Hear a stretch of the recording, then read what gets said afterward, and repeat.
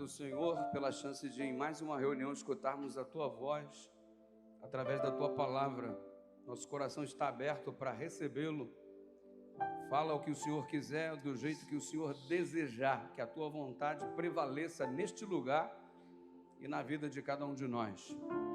Visita neste momento todos esses que conosco estão conectados através da internet. Muitas igrejas têm recebido fotos, Senhor, muitas igrejas conectadas assistindo a programação através de um telão, muita gente reunida na sala com a família, muita gente já assistindo, preparado para depois do culto já se deitar, porque amanhã é um dia de trabalho, e assiste até do conforto de sua cama. Onde quer que estejamos, onde quer que estejam cada uma dessas pessoas, faze a obra que o Senhor separou nesta noite para realizar na vida de cada uma delas. Se é de permissão que o Senhor precisa da nossa parte, respeitando o nosso livre-arbítrio que o Senhor nos deu, nós permitimos. Pode tomar conta da nossa vida, Senhor. Em nome de Jesus nos entregamos e o teu povo diz: glória a Deus. Pode se assentar. Bendito seja o nome do Senhor por tua vida, por tua presença, por você estar conectado conosco. Serginho, Macfish foi top, hein, mano? História é essa de Macfish, mano? Mas tá bom. A gente crê pela fé. Vamos abrir a Bíblia, capítulo 16 do livro de Atos dos Apóstolos. Capítulo 16, deixa aberto aí, se tem uma pessoa perto de você, sem a Bíblia nas mãos, chega pertinho dele, chega pertinho dela. E, gente, tem sido gostoso demais ver o mover de Deus na vida de vocês. Tem sido muito bom ver o mover de Deus nos corações daqueles que estão conectados conosco através da internet. E eu quero compartilhar com você muitas coisas boas que Deus tem nos concedido. A gente não compartilha só os problemas para que os irmãos orem, mas a gente compartilha as bênçãos também. E uma série de pessoas me enviaram mensagens dizendo: pastor, eu quero ser batizado. Olha que bênção. Pastor, eu quero voltar para Jesus, eu estou pronto. Recebi até uns convites, Serginho. Viu, pastor? Recebi até uns convites. Pastor, vem fazer o meu batismo. Ó, recebi um convite da Itália, mano. Eu vou ter que ir, mano. Já pensou? Hein, amor? Já pensou que é ir para a Itália lá fazer um batismo? Olha aí. Provação, né, irmão? Tem que levar o Serginho para cantar o Macfish dele, né? Atos dos Apóstolos, capítulo 16. Se você tem uma experiência para compartilhar, se você tem um testemunho para dar, se você quer dividir o que Deus tem feito na sua vida, manda uma mensagem para a gente, lá no @PRDudu. Eu estou me esforçando todos os dias para ler todas as mensagens. E olha, ontem foram mais ou menos umas 300 mensagens. Eu falei: sangue de Jesus tem poder, né? Tem umas mensagens que são bem cultas. O cara fala só assim: oi, tchau. Né? Mas tem gente que está dando um testemunho, coisa linda de ver. Deus seja louvado. É para isso que a gente tem que usar a internet, para ser fonte de bênçãos. Para de usar a internet para brigar, meu irmão. Para de usar a internet para falar mal da vida dos outros. Usa a internet para compartilhar o reino de Deus. E quem sabe assim Jesus volta mais rápido. Ora vem, Senhor Jesus. Vamos lá. Atos capítulo 16. Antes de ler o texto que eu separei com você, deixa eu te inserir no contexto. O apóstolo São Paulo, ele recebeu a intervenção divina de um modo extraordinário. Você conhece a história. Tocamos no assunto aqui durante as nossas reuniões. E ele foi lá visitado por Ananias, comentamos isso ontem.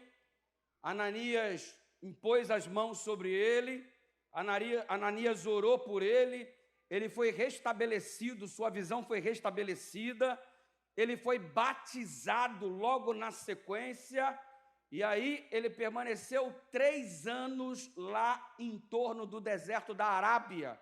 Ele mesmo comenta isso em uma de suas cartas. E ele permaneceu 3 anos ali no anonimato, em silêncio, a sós com Deus, a poeira baixando, e ele tendo uma experiência profunda com Deus a sós. E eu gosto de pensar neste momento a sós com Deus, porque ele está assumindo um apostolado e ele entende que todos os outros discípulos, todos os outros apóstolos passaram pelo menos 3 anos e meio em intimidade com Cristo. E agora ele sente a necessidade de passar também pelo menos 3 anos em intimidade com Jesus para desenvolver o ministério que o Senhor estava lhe confiando. E daí ele retorna para Damasco e depois ele vai para Jerusalém, e aí ele se envolve na primeira viagem missionária, e aí ele vai com Barnabé, e ele tem um episódio envolvendo Marcos, a história se desenrola, e agora a gente dá um pulo para o capítulo 16, que é um momento em que, estando ali na cidade de Filipos, ele acaba se tornando um indivíduo perseguido. Ele anteriormente já havia sido apedrejado e agora ele vai parar na prisão. E a gente quer dar um salto na história para este momento da viagem missionária de Paulo, só que agora com Silas, não mais com Barnabé, e a gente dá um pulo para poder nos sintonizarmos em um episódio muito importante. E eu acho que Deus tem grandes coisas para a gente aqui no capítulo 16, por isso eu quero convidar você a ler o capítulo 16 a partir do verso 16. 16, verso 16, e nós vamos nos estender até o verso 18. Capítulo 16, do verso 16 em diante, a palavra do Senhor diz assim: Aconteceu que, indo nós para o lugar de oração, veio ao nosso encontro uma jovem possuída de espírito adivinhador. Outras traduções da Bíblia colocam como um demônio, a qual, adivinhando, dava grande lucro aos seus donos. Seguindo a Paulo e a nós, gritava, dizendo: Estes homens são servos do Deus Altíssimo e anunciam a vocês o caminho da salvação. Veja bem o que o demônio declarava acerca de Paulo, veja bem o que o demônio declarava acerca de Silas. O próprio Satanás anunciava: Estes homens são servos do Deus Altíssimo e anunciam a vocês o caminho da salvação. Isso era verdade. Satanás estava utilizando-se de um fato verídico. Ele estava usando uma verdade para marcar o seu território. Cuidado com as pessoas que te bajulam. Pode ser o diabo, inclusive, falando uma verdade para você, para alimentar teu ego, para saciar o teu eu, para que você perca o foco. Ei, tudo bem que você desenvolve bem uma atividade, mas se você desenvolve bem uma atividade, é porque Deus lhe deu um dom. E se você utiliza bem o dom que Deus te deu, não é para a tua glória, é para a glória dele. E você observa Satanás adquirindo uma declaração, fazendo uma declaração em função de uma verdade. Ele é o pai da mentira, ele usa a mentira, mas ele também manipula a verdade em favor do seu reino. Você observa ele fazendo essa afirmação por intermédio desta jovem possessa, e ele declara, e eu quero repetir essa declaração no versículo que acabamos de ler, esse espírito adivinhador dizendo: esses homens são servos do Deus Altíssimo e anunciam a vocês o caminho da salvação. E o verso 18 diz o seguinte: isto se repetiu por muitos dias. Então Paulo, já indignado, mas indignado por quê? Porque estava sendo bem tratado? Será que não estava, inclusive, a declaração corroborando para o desenvolvimento positivo do trabalho de Paulo? Será que aquele anúncio, eles são homens de Deus, não estava ajudando? Pois é, Paulo tinha uma sensibilidade espiritual fantástica para discernir, mesmo em meio a declarações boas, se de fato boa era. Esse discernimento espiritual só é possível obter quem passa momentos a sós com Deus. Ele passa 3 anos sozinho com Deus no deserto. E ele desenvolve uma sensibilidade espiritual fantástica para perceber os ardis de Satanás. Sabe por que muitas vezes você não percebe a obra do diabo para destruir você? Primeiro, porque você gosta de ser bajulado. E aí você acha que isso é um mecanismo de reconhecimento, quando na verdade é o diabo alimentando o teu eu. E você só entenderia quão drástico esses tipos de coisas são se você tivesse momentos a sós com Deus para desenvolver uma percepção espiritual. E sabe por que você não identifica o que o diabo anda fazendo na sua vida para te destruir? Porque você não tem passado momentos a sós com Deus. Se você tivesse momentos a sós com Deus, você teria discernimento para entender o que o inimigo anda tramando contra você. Aí tu não passa momentos a sós com Deus, não enxerga um palmo à frente do nariz. Não entende o contexto do grande conflito, não tem uma visão espiritual a respeito dos acontecimentos. Ei, passa momentos a sós com Deus, conversa com Ele, tenha intimidade com Ele e os seus olhos vão se abrir de um modo espetacular e você vai perceber os ardis de Satanás e vai poder colocar um ponto final antes que eles se desenvolvam e causem um estrago que anda estragando, que anda acontecendo na tua vida, meu irmão. Momentos a sós com Deus. Eis o segredo da vitória. Ah, pastor, eu vim aqui na semana de oração querendo ouvir um negócio diferente. Tem coisa diferente não, meu lindo. Não existe nenhuma pílula do crente superpoderoso, não. É momentos a sós com Deus. Se você tem, bênção. Se você não tem, você nunca vai experimentar a plenitude do plano de Deus para a sua vida. E aí o texto bíblico continua informando. Paulo, indignado, diz o verso 18, voltando-se, disse ao Espírito, em nome de Jesus, eu ordeno que você saia dela. E na mesma hora, o Espírito saiu. E Paulo não fez isso por intermédio dele. Ele fez porque tinha momentos a sós com Deus. E sabe, o processo começa a se desenvolver e a gente precisa começar a extrair algumas lições desta menina possuída por um demônio, relatado aqui no texto bíblico, e quais são as implicações disso para a nossa vida espiritual. Duas lições eu quero dividir com vocês aqui, que Deus colocou no meu coração. Lição número 1 era a distração. O que o diabo estava tentando ao afirmar? Eles são homens de Deus, eles são maravilhosos, eles são lindos, eles são fantásticos, não há ninguém como eles. Gente, vamos segui-los, vamos aplaudi-los, vamos apoiá-los. O que o diabo estava tentando fazer com isso? Distração. Ei, há determinadas distrações que destroem. Cuidado com as distrações, porque elas são construídas e utilizadas pelo mal para tirar o nosso foco. E muitas vezes as distrações não necessariamente são coisas negativas. Eu não estou falando aqui agora de você se distrair tanto com a internet, tanto com a Netflix. Eu não estou agora me falando para você de você se distrair vagueando pelo mundo virtual. Eu não vou nem tocar nesse assunto que você está cansado de ouvir. É ficar chovendo no molhado. Agora eu quero te falar como distrações de coisas boas, quando mal administradas, também fazem mal para a nossa vida. Pastor, eu não entendi. Então, deixa eu criar aqui uma alegoria para saber se você entende.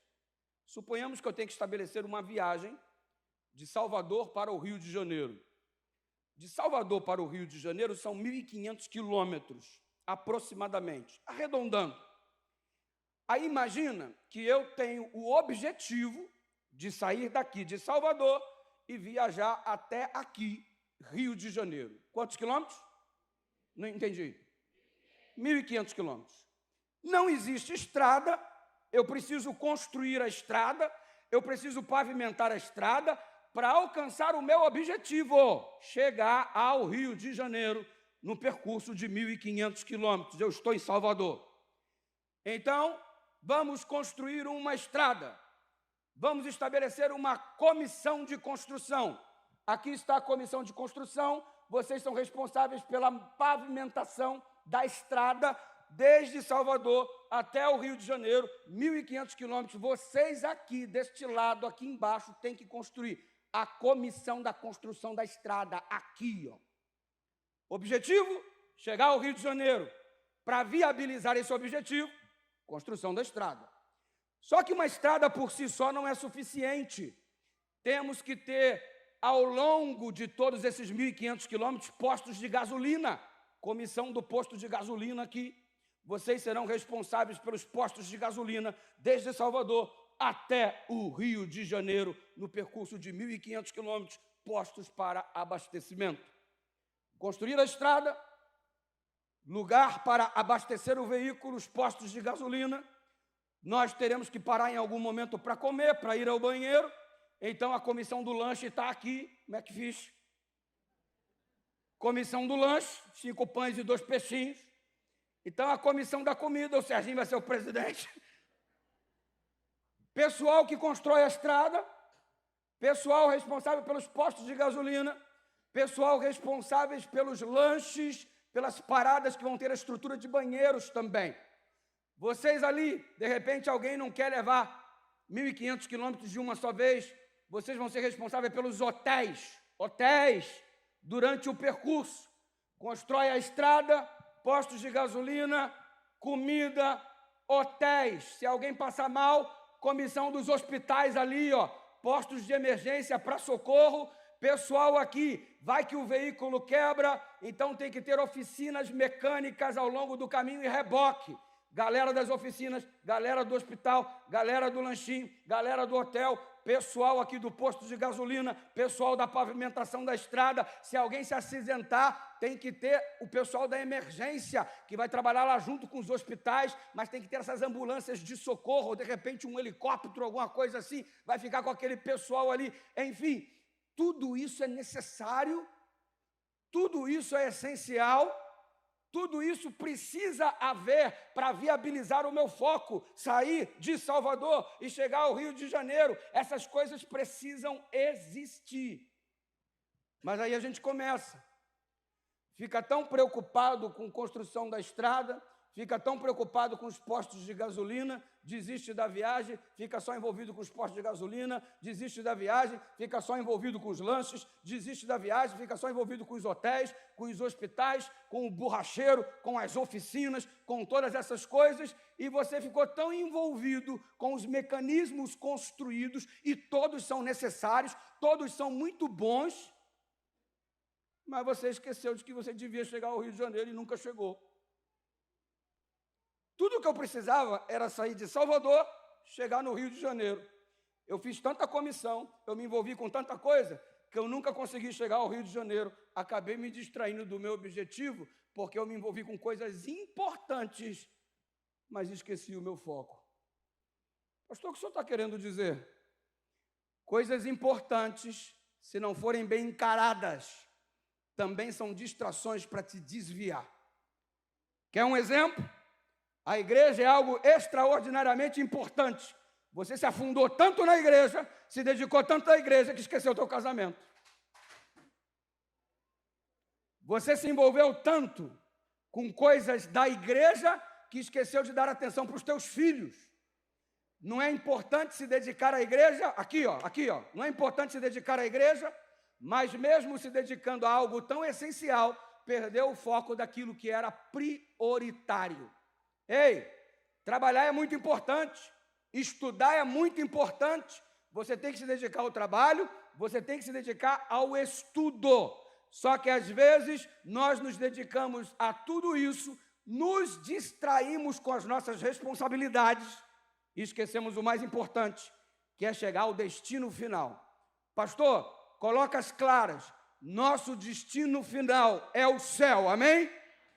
Tudo o que você faz é muito bom, estudar é muito bom, trabalhar é muito bom, tudo o que você faz é muito bom. Mesmo essas coisas boas, se não forem encaradas adequadamente, vão funcionar como distração e você vai perder o foco principal, que é chegar ao céu. Distrações. Quando a menina é usada pelo inimigo, ela está falando uma coisa certa para promover a distração do povo e desvincular a atenção da mensagem de Paulo, trazendo-a para ela, que era uma porta-voz e estava validando o trabalho de Paulo. como se Paulo dependesse da validação dela para fazer o que fazia.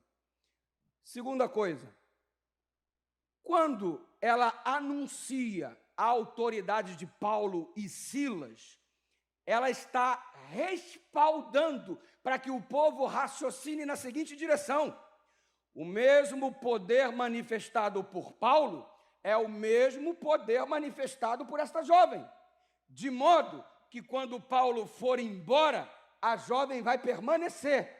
E se todos deram ouvidos à autoridade de Paulo, agora todos vão dar ouvidos à autoridade da jovem. Ou seja, Paulo falou em nome de Deus e depois, quando Paulo for embora, o diabo toma conta do pedaço.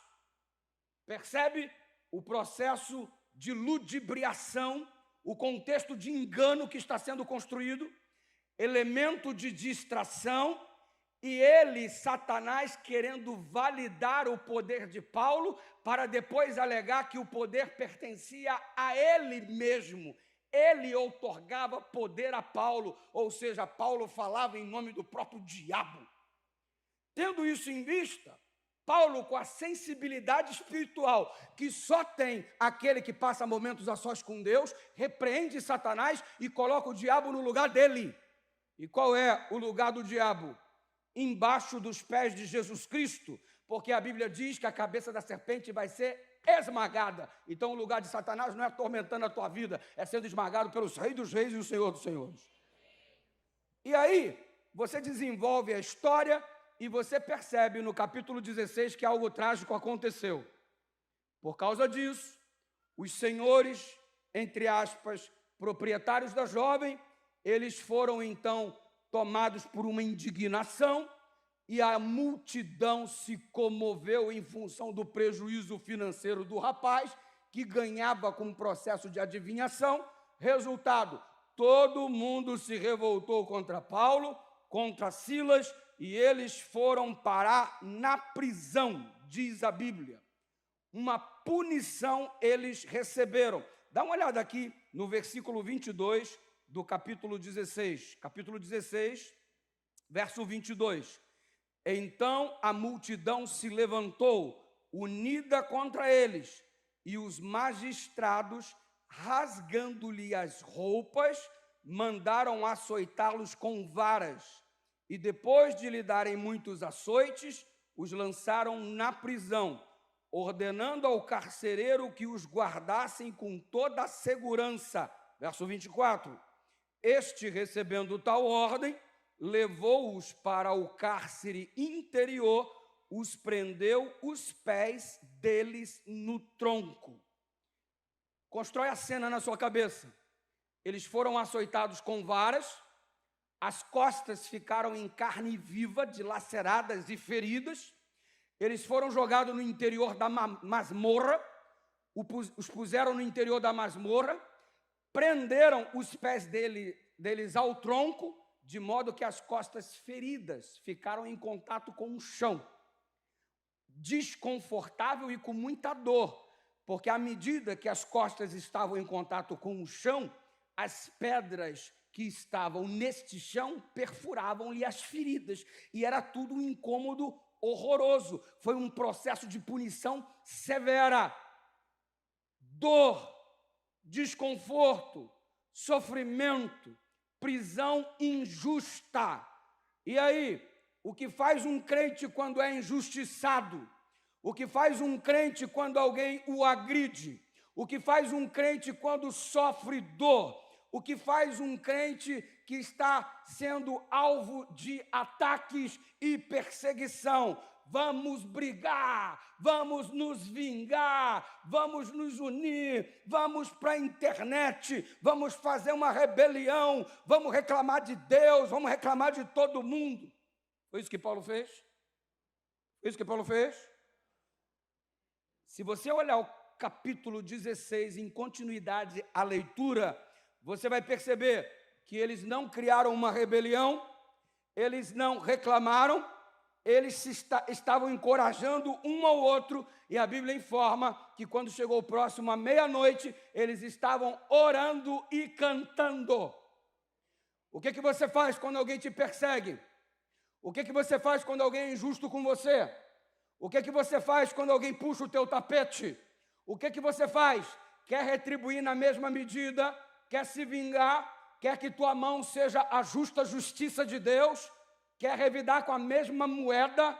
Olha para Paulo, olha para Silas. Só consegue fazer o que eles fizeram quem tem intimidade com Deus, quem passa momentos a sós com Deus. Só é possível andar na contramarcha do mundo quem passa momentos a sós com Deus. Se você não passa momentos a sós com Deus, você não sabe do que eu estou falando.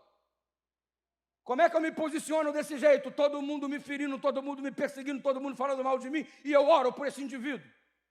E ao invés de brigar com Deus, eu estou cantando louvores ao Senhor. Ao invés de ficar revoltado com o patrão porque ele me demitiu, eu estou orando pelo patrão.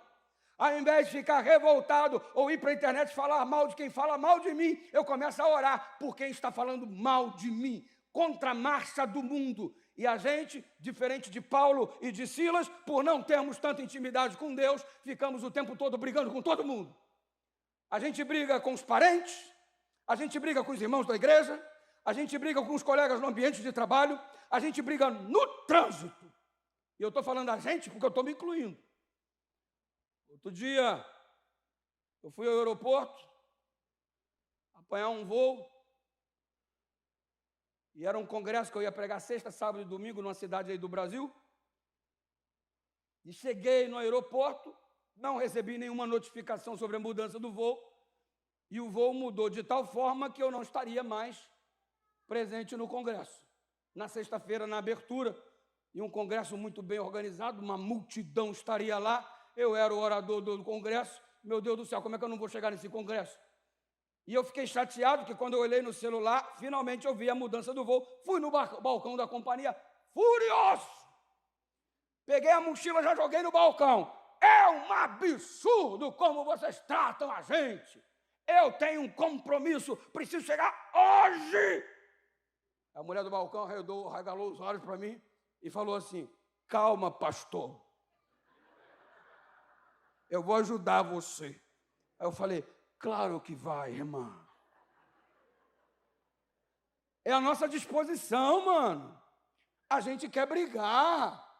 Ao invés de orar, ao invés de acreditar que Deus está no controle de todas as coisas, ao invés de entender que estamos inseridos no contexto de grande conflito, na luta do bem contra o mal, a gente quer tomar a situação nas mãos e resolver do nosso jeito. E isso me faz lembrar de um casamento que eu fiz. E eu casei um casal de amigos, ele militar, ela nutricionista. Fiz o casamento deles com muita alegria.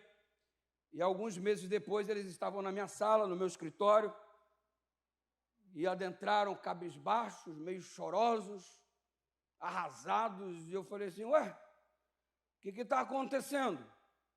E eles se assentaram à minha frente e começaram a contar a seguinte história. A gente havia desenvolvido uma campanha para que todos os clubes de desbravadores e de aventureiros arrecadassem latinhas num processo de reciclagem, consciência ambiental, e ao longo do ano todo mundo arrecadando latinha em todas as igrejas, todos os clubes daquela associação. Ao término do ano venderíamos todas as latinhas e contribuiríamos com um valor para um hospital que trata câncer infantil em estado terminal. E nós iríamos ajudar com a compra de uma ambulância para aquele hospital, e seria a mobilização de todos os desbravadores, aventureiros e jovens para esse projeto de ação social. Então, todas as igrejas daquele estado estavam mobilizadas nessa direção. Os crentes daquele estado viraram todos catadores de lata. Os mendigos passaram a ficar furiosos com os adventistas do sétimo dia. Viramos concorrente de mendigo. E, gente, virou um frenesi a busca por latinha. As igrejas estavam amontoadas de porção de latinha. Eles iam vendendo, guardando dinheiro, vendendo, guardando dinheiro. Eu só quero te dar o resultado da campanha, que no final do ano nós conseguimos alcançar objetivos e demos de presente uma ambulância para o hospital que trata de câncer infantil. Foi uma bênção a mobilização da igreja. Consciência ecológica e também uma ação social, e isso tem muito tempo atrás. Só que este casal chegou até mim. Ele, líder do Clube dos Desbravadores, e se você que está me escutando pela internet não sabe do que se trata o Clube dos Desbravadores, é um trabalho muito direcionado que a Igreja Adventista faz com juvenis de 10 a 15 anos de idade e aventureiros de 6 a 9 anos de idade.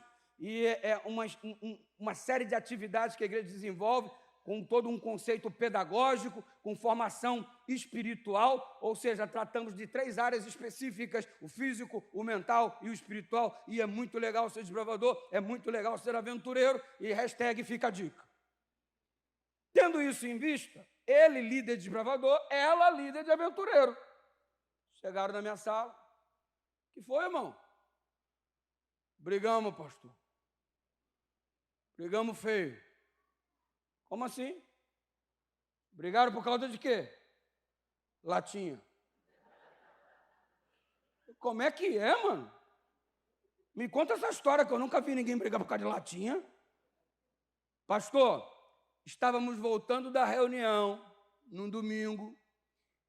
Entramos no carro e quando estávamos nos direcionando à nossa casa, ao nosso AP, ela, minha esposa, sentada assim no banco carona, janela aberta, sentindo a brisa entrar, ela olhou para o gramado e falou, uma latinha!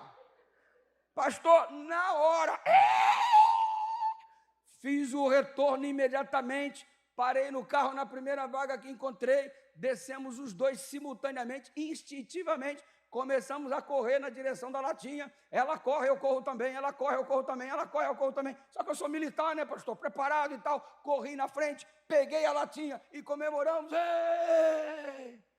Entramos no carro contente por causa de uma latinha, pastor. Sentamos no carro, ela virou para mim e falou, me dá a latinha. A latinha dos aventureiros. Eu falei, não, a latinha do desbravador. Foi eu que peguei a latinha.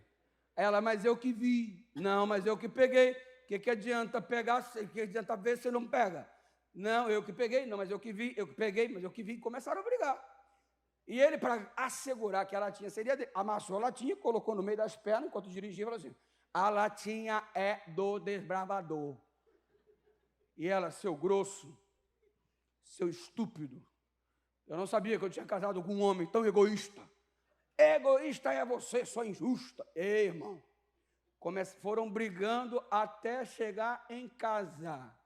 Chegando em casa, estacionaram o carro, foram subir a escada de acesso, moravam ali no primeiro piso, e ali quando subiram, escada estreita, começaram a esbarrar no outro, estava me empurrando, não, você que não está me vendo. Ele normalmente era gentil, abria a porta para ela entrar, ela imaginou que ele abriria a porta e ela entraria, ele abriu a porta e não quis deixar ela entrar primeiro, entraram junto ao mesmo tempo, ele deu umas barradas nela, ela caiu. Quando ela caiu, ela gritou pela mãe. A mãe morava ao lado, vai ter sogra perto. Bem feito. Quando ela caiu, ela gritou, mãe, socorro, eu estou apanhando.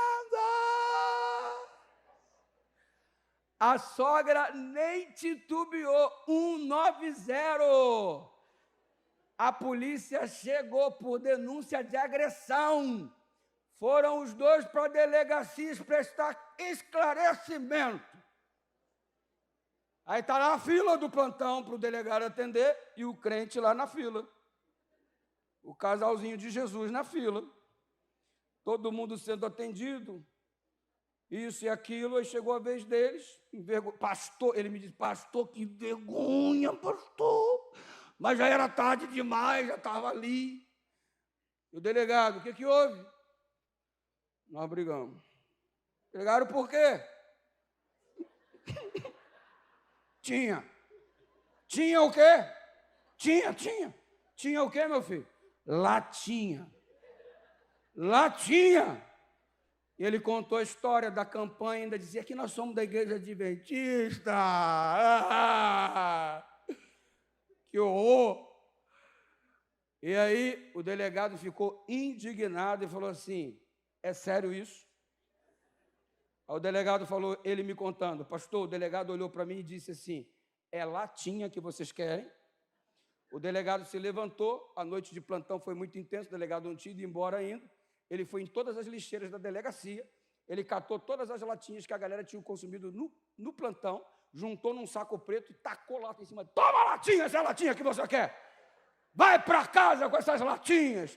Aí ele falou assim, pastor, foi um vexame, mas pelo menos a gente conseguiu lata pra caramba. Para a campanha. A gente dá risada hoje, mas eles estavam assim envergonhados. E eu acho que nós deveríamos nos envergonhar, porque quando nós olhamos o posicionamento de Paulo e Silas em face ao que estavam fazendo com eles estavam agindo de modo sobrenatural, porque a gente quer revidar, a gente quer vingar, a gente quer disputa. É sério, tu briga na tua casa por causa do controle remoto da TV, irmão. Tu briga na tua casa porque beberam o último gole de suco que você tinha guardado. A gente arma um barraco pelas coisas mais ridículas do mundo. Aí eu olho agora para Paulo e Silas cantando, orando, com as costas dilaceradas, feridas, em contato com o solo, pedras adentrando a carne, uma dor insuportável, com os pés para o alto, presos num tronco, um sofrimento absurdo. Eles não estão reclamando, eles não estão falando mal de Deus, eles estão cantando louvores ao Senhor. Não podia ter um outro resultado. Terremoto. Deus enviando um terremoto e abrindo todas as celas, Deus realizando milagres. Sabe por que Deus não está fazendo tantos milagres contigo? Porque tu não passa momentos a sós com Ele, tu só reclama, tu só briga com todo mundo, tu sempre quer fazer justiça com as próprias mãos, tu não deixa Deus agir. Não tem terremoto na tua vida, cai essa vida horrorosa, empacada, indiferente, e você diz, eu não vejo Deus fazendo nada, eu não vejo Deus agindo, eu não sinto o poder de Deus, como se Deus estivesse ausente, quando na verdade você está desconectado, porque a única coisa que tu faz é reclamar, é murmurar, é amaldiçoar as pessoas. E Deus está te chamando nessa noite, para você parar com essa perspectiva horrorosa que você assumiu e começar a marchar numa direção diferente. E a vida é assim mesmo, meu lindo. Paulo e Silas estavam fazendo tudo certo e aparentemente estava dando tudo errado. Às vezes você vai escolher fazer o que é certo e o resultado não vai ser muito legal. Mas não vai ser muito legal aos teus olhos, porque o que aconteceu ali naquela prisão fez nascer a igreja em Filipos. Ellen White afirma que se não tivesse acontecido aquele episódio, a repercussão do evangelho e o que Paulo e Silas haviam feito não teria chegado ao conhecimento do modo como chegou se eles não tivessem sido aprisionados. Então, Deus não foi responsável por jogá-los na masmorra, mas utilizou a masmorra para trazer uma grande bênção para a cidade. O evangelho foi colocado em evidência e muitas almas se converteram, a igreja de Deus nasceu ali. Sabe por que não nasce uma igreja de Deus na tua casa? Porque você só sabe reclamar. Sabe por que não nasce uma igreja de Deus no teu ambiente de trabalho? Porque tu é brigão pra caramba. Sabe por que não nasce uma igreja de Deus onde você passa? Porque ao invés de ter momentos a sós com Deus, você só alimenta o teu egoísmo e ao invés de ser usado pelo Senhor, é o diabo que te usa. E a grande reflexão que precisa ficar é qual é o meu posicionamento. Eu só sei brigar. Eu só sei discutir, eu só sei disputar, eu só sei medir forças, eu só sei lutar por cargos, eu só sei pisar nas pessoas. Qual a receita, pastor? Momentos a sós com Deus, milagres acontecerão, e a partir de hoje você vai ver terremotos acontecendo, porque quando Deus vê seus filhos que andam com Ele em intimidade, até terremotos envia para que o seu nome seja glorificado através dos seus servos. Quer você um terremoto no teu casamento? Para resolver? Quer você num terremoto no ambiente de trabalho, quer você num terremoto para que a igreja de Deus seja colocada em evidência, passa momentos a sós com o Senhor. E a grande verdade do texto bíblico é simples. Eles estavam na prisão, mas não eram prisioneiros. Sabe o que significa estar na prisão e não ser um prisioneiro? Sabe o que significa não estar na prisão e andar como um prisioneiro? Olha, você que está me assistindo agora por intermédio da internet, você que está aqui deixando essa igreja repleta nesta noite, você não é um prisioneiro, você não faz parte da população carcerária brasileira, mas você chegou aqui acorrentado pelo pecado, você chegou aprisionado, você está acorrentado ao medo, vocês têm medo de morrer, têm medo da velhice, têm medo de ficar sozinho, têm medo de passar fome. Acorrentado, prisioneiro de traumas, abusaram de você quando você era criança, abandonaram você na sua fase mais vulnerável, você não se sentiu protegido, você não se sentiu amado, carrega um trauma do passado, não tem paz no presente e olha para o futuro cheio de ansiedade e medo. Está preso, irmão, acorrentado. Você que anda pegado ao poder, tem uma sede louca de poder, de dinheiro, quer se sentir vencedor por intermédio de um cargo ou da grana que possui, você é um prisioneiro da cobiça, amarrado, acorrentado, você está aprisionado à sua culpa, algo que você fez, você falhou e não consegue esquecer tua própria falha, chegou aqui, não está atrás de grades literais, mas está acorrentado, prisioneiro de uma prisão invisível, mas que machuca pra caramba. Você não tem paz. E por isso, Jesus fez uma declaração extraordinária. Conhecereis a verdade, e a verdade vos libertará. Sabe qual é a bênção que Deus tem para você nessa noite? Eu não sei qual é a corrente que te aprisiona, não sei quais algemas te limitam, não sei quais cadeias que te prendem, mas elas serão quebradas nessa noite em nome de Jesus. É o poder do Evangelho em evidência, algo que depende só de você. Pastor, eu estou preso no mundo das drogas, pastor, eu estou preso na promiscuidade, pastor, eu estou preso nos vícios.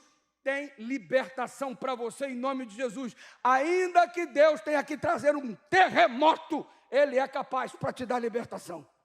Mas para isso, você precisa passar momentos a sós com Deus a partir de agora.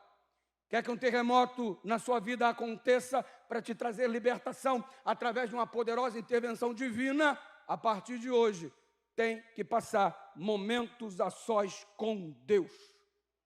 A coisa foi tão extraordinária que cada prisioneiro, ainda que com as celas abertas, não saíram do lugar em que estava.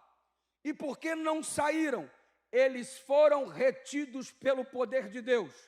Agora, olha o contraste. O Paulo, aparentemente aprisionado, cantando e orando como um livre.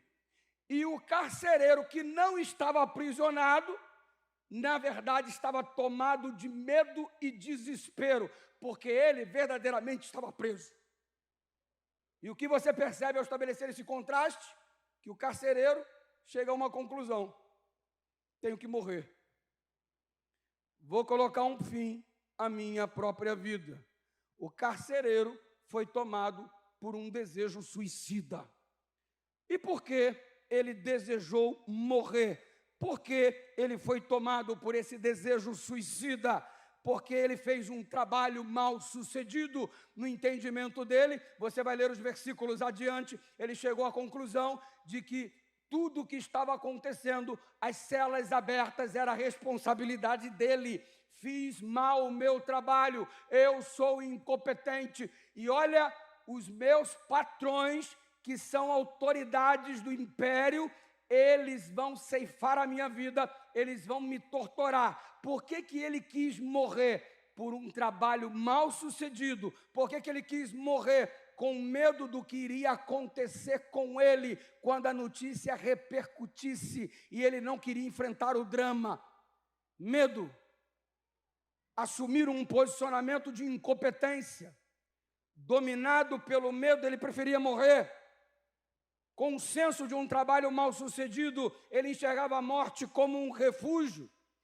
E por último, ele queria morrer porque a paz simplesmente não existia no coração dele. E você está querendo tirar a sua vida por quê?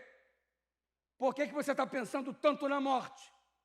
Por que de vez em quando você atravessa um viaduto, você pensa em se jogar? Por que enquanto está parado num semáforo, você fica imaginando como seria se você se lançasse em frente a um veículo, em frente a um carro ou um ônibus? Ei, meu irmão, por que você está querendo desistir da vida? Por acaso o medo está te consumindo? Por acaso o fracasso está acabando contigo? Por acaso a ausência de paz está te trazendo a sensação de que a melhor coisa para você se ver livre da dor é pondo um fim à sua vida? Deus tem uma perspectiva diferente dessa que você está tendo. Deus não tem uma perspectiva para pôr fim à sua vida. Ele veio para que você tivesse vida e vida em abundância. E Ele quer tanto que você viva, que elaborou um plano para você, para que você passasse dessa para a eternidade. Tanto é que Ele deseja que você tenha vida. E você fica elaborando esses planos suicidas. E como que o carcereiro tirou isso da cabeça? Como que você vai tirar isso da cabeça em nome de Jesus? Quando Paulo e Silas cantam, quando Paulo e Silas oram, quando a intervenção divina passa a ser uma realidade, quando os prisioneiros estão retidos em suas celas, miraculosamente, o carcereiro começa a ter um sentimento diferente. E esse sentimento diferente traz um contraste absurdo, porque antes ele queria morrer, e daqui a pouco, ao perceber o posicionamento de Paulo e Silas, ele começa a desejar a mesma alegria e a mesma paz que dominava o coração dos servos de Deus. Percebe a importância que você tem para a vida das pessoas? Se a paz de Deus inunda a sua vida, quem está perto desejando morrer, por causa da paz que excede todo entendimento, que toma conta de você, aquele que desejava morrer, passa a desejar viver e viver eternamente. Só por causa de você. Se você estiver passando momentos a sós com Deus, se você for embaixador do céu nesta terra, daqui a pouco, quem estava com o desejo de morrer, ao ver a paz que excede todo entendimento fluindo no seu coração, esse indivíduo vai falar: eu quero essa paz para mim. E sabe aqueles que desejam morrer, o que eles necessitam? Uma referência de que a vida vale a pena, uma referência de que em Deus há perspectiva diferente, uma referência, e eu quero acreditar que a referência, o motivo pelo qual se exibe, a razão pela qual vale a pena se viver, está aqui. Você é a exibição clara do porquê vale a pena viver. Você é servo de Deus, você é sal da terra, você é a luz do mundo, você é embaixador de Deus neste mundo, ainda que esteja desabando o mundo sobre você. A paz que excede todo entendimento toma conta do seu coração. As pessoas vão olhar para você e falar assim: eu quero essa paz para mim. Eu quero o Deus desse cara para mim. Eu quero servir o Deus que ele serve. Eu quero amar o Deus que ele ama. Eu quero cantar esses louvores que ele está cantando dentro da cela. Eu quero aprender a orar como ele ora, mesmo dentro da prisão. Ele não reclama, ele ora. Ele abençoa, ele não amaldiçoa. Eu quero ser como ele. Eu tinha desejo de morrer, mas agora eu tenho desejo de viver, porque quando eu olho aquele homem, não é ele que vive, Cristo vive nele. E sabe, Paulo conversa com um carcereiro, Paulo visita a família do carcereiro, Paulo ora com o carcereiro, Paulo estuda a Bíblia com o carcereiro, e o resultado foi inevitável. O carcereiro e toda a família, diz a Bíblia no capítulo 16, todos eles foram batizados em nome de Jesus. Você que está com desejo de morrer, você que não consegue ter paz, você que está aprisionado mesmo fora da prisão, Deus tem um plano tão espetacular para você. para que você adquira a paz que excede todo entendimento. Passe momentos a sós com Deus, entrega teu caminho ao Senhor, confia nele. Há um terremoto de bênçãos para libertar você. O céu se arregimenta para que as cadeias que te prendem se rompam e você usufrua a liberdade em Cristo Jesus. Para de desejar a morte, ele veio para que você vivesse eternamente. Eu já estive visitando a prisão algumas vezes. Já tive a alegria de participar de um trabalho num presídio feminino e também já tive a oportunidade de desenvolver um trabalho num presídio masculino. Eu me lembro quando eu fui convidado a ir ao presídio masculino. Eu lembro quando o telefone tocou, eu estava no meu escritório, lá na associação onde eu trabalhava, lá em Minas Gerais. E ao atender o telefone lá do escritório, prontamente a pessoa me disse: é o pastor Dudu? Eu falei: sou eu sim. Quem que está falando? Aqui é a professora Sônia, diretora de assuntos para a ressocialização do Presídio de Segurança Máxima Nelson Hungria. Nelson Hungria fica na cidade de Contagem, um presídio gigante. E o prazer falar contigo, professora. Que devo a honra da sua ligação. E ela me fez uma pergunta que pareceu mais um soco no queixo. Vocês adventistas... Você é adventista, não é, pastor? Sou. Pois é, porque foi um adventista que me deu seu número. Vocês adventistas não acreditam no poder de Deus para a ressocialização da população carcerária? Não creem nisso? Eu falei: cremos sim. Cremos no poder de Deus que possibilita a ressocialização da população carcerária. Nós cremos no poder do Evangelho, sim. Ela falou assim: então, por que vocês nunca vieram ao presídio fazer trabalho nenhum? Eu: eita. Nunca fomos aí, professora? Nunca. Aqui nós temos o trabalho dos católicos carismáticos, do pessoal da Universal, do Evangelho Quadrangular, os presbiterianos vêm aqui, os batistas estão quase toda semana, todo mundo vem aqui. O pessoal da Assembleia de Deus faz culto direto, nunca veio um adventista aqui. Eu estou ligando para o senhor, porque disseram que o senhor é pastor de jovens, eu tenho 2.200 jovens presos, eu queria saber se o senhor podia vir aqui pregar para os jovens. Pode? Eu: claro. Como que não vai depois de uma pancada dessa? Eis-me aqui. Quando que a senhora quer que eu vá? A professora Sônia virou para mim e disse: todo dia. Eu: todo dia? Expliquei para ela a natureza do meu trabalho, percorrer todo o estado de Minas Gerais. Na ocasião, eram contempladas hoje aquilo que são 3 campos, era apenas um campo só. Eu estendi até o norte de Minas, lá em Montes Claros, Salinas, estendi o meu trabalho até o Triângulo Mineiro, desde Belo Horizonte, associação gigante, Associação Mineira Central. Expliquei para ela que eu viajava demais, não dava para ir todo dia, e para resumir a conversa, combinei com ela toda quinta-feira. Toda quinta-feira, eu passei a ir ao Presídio de Segurança Máxima Nelson Hungria. O primeiro dia eu nunca esqueci. Fui apresentado, passei pelo processo de cadastro, de revista, aquela coisa toda. E a professora virou para mim e disse assim: eu vou te dar o pavilhão 7. Eu achei interessante que adventista do 7º dia, pavilhão 7. Aí eu fiquei curioso: por que a senhora vai me dar o pavilhão 7? Ela falou: porque lá está o pessoal do bom comportamento. A não ser que só queira ir para outro pavilhão, onde normalmente fazem refém, essas coisas todas. Adorei o pavilhão 7. Pensa num pavilhão adequado para me trabalhar. Então o senhor vai lá pregar no pavilhão 7. Eu: combinadíssimo. Aí, à medida que o tempo for passando, só vai indo para os outros pavilhões. Eu achei o 7 ótimo, pode ficar sempre no 7, eu acho maravilhoso o 7. Aí vai eu, para o pavilhão 7, acompanhado do carcereiro. Abre uma grade, eu entro, abre outra, eu entro, abre outra, eu entro. Finalmente cheguei. E era no horário do banho de sol, a realização do culto, e ela combinou comigo isso. E eu cheguei lá, tinha um pátio, igualzinho de filme, pessoal jogando bola na quadra, era o horário da recreação, do banho de sol. Outro pessoal ali levantando ferro, puxando ferro, igualzinho filme. outros conversando, jogando conversa fora. Eu entrei, aquela multidão do pavilhão 7, todo mundo tomando banho de sol. Aí eu virei para o carcereiro e falei assim, onde que eu prego aqui? Aí ele falou, é aqui mesmo. É aqui mesmo como? Aqui, o senhor começa a falar aqui.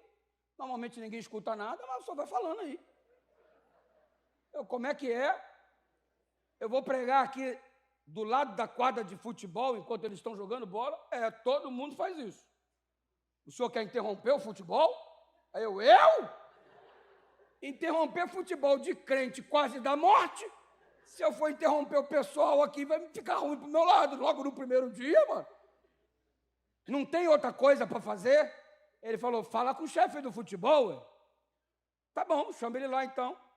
Aí veio o ex-goleiro do Flamengo, Bruno, caminhando na minha direção. Eu olhei para ele, o cara gigante. Eu expliquei, eu sou pastor da igreja adventista, recebi um convite aqui para vir aqui pregar e tal, não sei o que, não sei o que. Contei a história toda para ele. Aí ele falou assim, beleza, pastor, é o seguinte, vamos resolver isso aqui. Vamos acabar com o futebol e vamos fazer o culto na quadra. Eu falei, você que manda. Ele interrompeu o futebol, recolheu a bola e falou, gente, a partir de agora, toda quinta-feira, o pastor vai vir aqui para fazer culto, nesse horário aqui. Teve os que reclamaram e tal, mas já tinha um monte de crentes convertidos ali dentro. Juntou todo mundo e toda quinta não tinha mais futebol e eu estava lá pregando na quadra para quem queria assistir. E começou a ser um negócio bem legal, uma oportunidade bem interessante. E aí, enquanto eu estava pregando, duas coisas me chamaram a atenção. Número 1,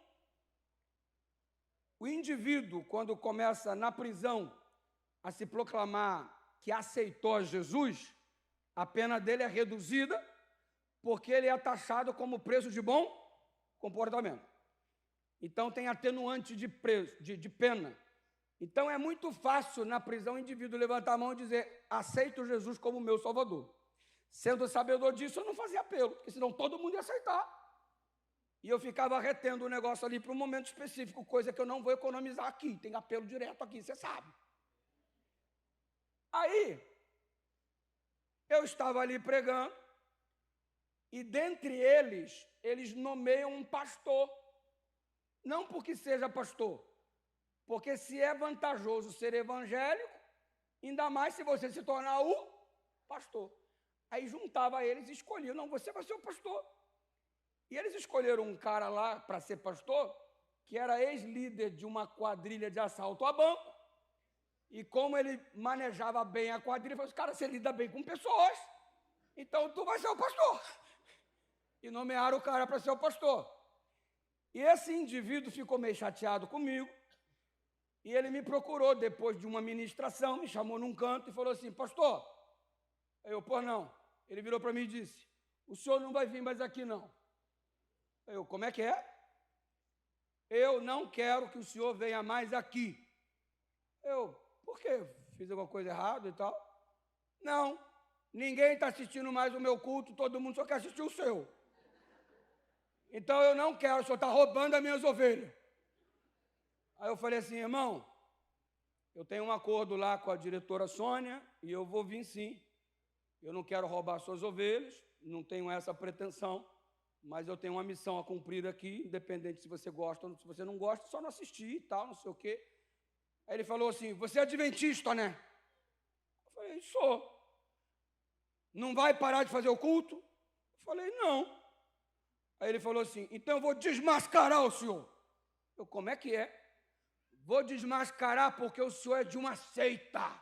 E eu li, adventista é seita. E é o seguinte, na quinta-feira que vem o culto vai ser um debate. Eu e o senhor. Eu falei, eita. Eu falei, mano, eu não vim aqui para debater, não é meu objetivo, não vim aqui para discutir, só vim aqui para pregar. Está fugindo? Está com medo? Eu falei, não é questão de medo. Aí ele falou assim, então vamos para o debate. Aí tá bom então, vamos para o debate, quinta-feira. Eu saí do presídio, depois eu fiquei sabendo, a notícia que espalhou, quinta-feira que vem os presos vão brigar, os crentes vão brigar. É luta de pastor contra pastor.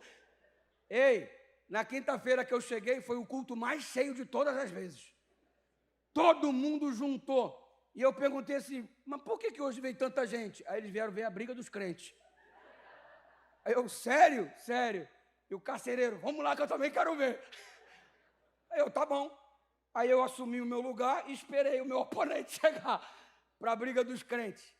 E de alguma forma ele desistiu, ele não veio, e foram lá buscar ele na cela dele. Ele falou assim: não, cara, eu acho que eu não vou não, eu vou desistir e tal. E eu aproveitei que todo mundo estava dessa vez lotando ali a quadra. Nesse dia eu fiz apelo. Se foi sincero ou não, mas todo mundo aceitou Jesus. Eu não estou aqui para questionar a tua sinceridade e nem acho que você devia fazer isso em relação à decisão dos outros.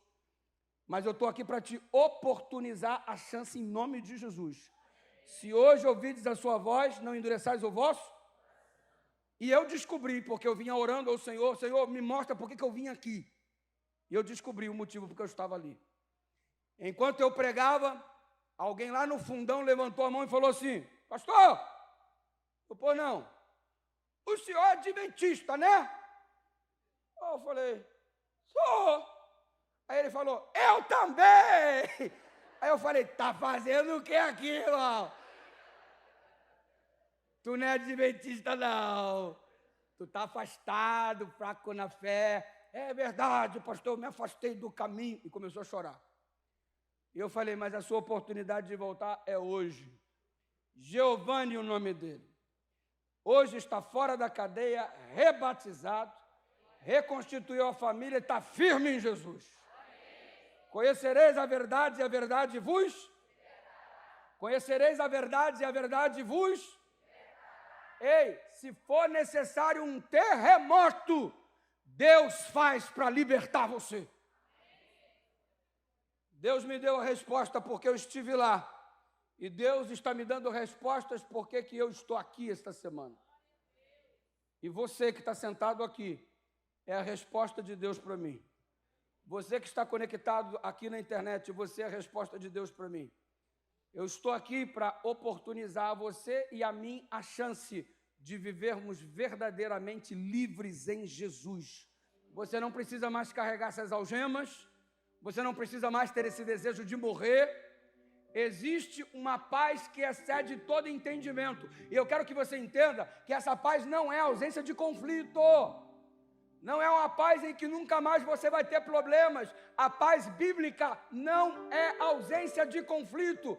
Você vai para o fogo, na fornalha de fogo ardente, mas você está em paz. Você é jogado na cova dos leões, mas não há desespero, você está em paz. Paulo era apedrejado, estava em paz. Jesus foi aprisionado no Getsemane e levado para a cruz, estava em paz. Não é ausência de conflito. É a paz que excede todo entendimento. Paulo com os pés presos no tronco, costas dilaceradas, machucadas, sendo ferido pelas pedras que lhe encravavam a carne, sentindo dor, tinha paz e à meia-noite louvava. Paz é o que você não tem e que Deus quer te dar. É o que você não tem mesmo no carro maneiro que você possui. É o que você não tem, mesmo com um emprego bom. É o que você não tem, mesmo tendo viajado tanto pelo mundo. É o que você não tem, mesmo com toda a cultura que você possui. É a paz que excede todo entendimento. As pessoas não entendem, mas o céu explica, o terremoto justifica. É a paz porque temos um Deus que, como Jó disse, eu sei que no fim Ele se levantará para me salvar. É a paz, porque a gente sabe como vai terminar a história. Vai terminar com um povo de Deus, subindo nas nuvens do céu com poder e grande glória. Qual é a corrente que te prende? Qual é a cadeia que te aprisiona? Quando tudo está perdido, quando você enfrenta o inimigo, como Paulo enfrentou, o socorro vem. Quando você vai parar na cadeia, o socorro vem. Quando a angústia bate na tua porta e à meia-noite você está aprisionado, o socorro vem. Você eleva os seus olhos para o monte e de lá você vê o socorro que vem do Senhor que fez os céus e a terra. Ainda tem esperança, o meu socorro vem de Deus, a paz vem de Deus, o terremoto que me traz libertação vem de Deus. E Deus quer mandar um terremoto de bênçãos nessa noite para libertar você em nome de Jesus. Está acorrentado aonde, meu filho? Tem socorro de Deus para você. Essa música transmite essa mensagem. O socorro está à sua disposição. Mas antes de você começar a escutar essa canção, que é o chamado de Deus para a tua vida, eu quero saber quem é que está acorrentado, precisando ser liberto em nome de Jesus. Deus não vai fazer por você o que você não quiser. Se você não tomar sua decisão, Deus não vai forçar você. Mas se você disser sim para Deus, Ele é capaz de enviar um terremoto para essas suas cadeias que te prendem cair por terra em nome de Jesus. Mas você tem que decidir. Você tem que vir. E o chamado hoje é para quem não veio ainda. Você não veio ao apelo no sábado, no domingo, nem ontem. É para você que veio hoje, de repente, pela primeira vez aqui. E você que está aí na igreja assistindo o culto, é para você também. Para você se levantar de onde você está. Para que as cadeias que te prendem sejam rompidas pelo terremoto que o céu pode proporcionar. Paz, que excede todo entendimento, é o que Ele vai te entregar. Mas você tem que decidir. O socorro está à sua disposição, mas não vai haver esse socorro para você se você não disser sim. Levanta daí em nome de Jesus e vem no altar mais uma vez orar comigo. É a parte que te cabe se você quer a paz que excede todo entendimento. A música é o chamado de Deus para você. Enquanto ele canta, eu vou estar te esperando aqui. Eu, pastor Anderson, pastor Jackson, pastor Jay, vamos estar aqui para receber você. Pastor Hélio, vem aqui em nome de Jesus. Deus quer te libertar. Essas cadeias vão cair por terra em nome de Jesus nessa noite. Tem socorro para você. Canta. Conhecereis a verdade vos tem liberdade para você em Jesus, amém? Deus seja louvado.